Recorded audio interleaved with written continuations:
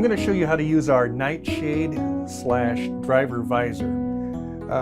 There's a button located near the sidewall.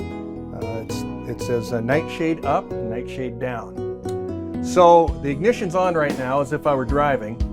When I lower the visor, pressing the button, you can lower it at any level you want until it gets to a certain level. Now it's done.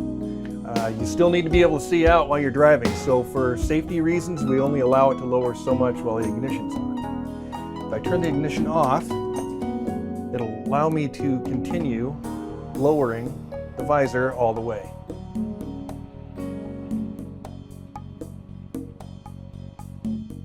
Okay, it's down all the way. It's just the reverse. Just press up and it'll continue on its way.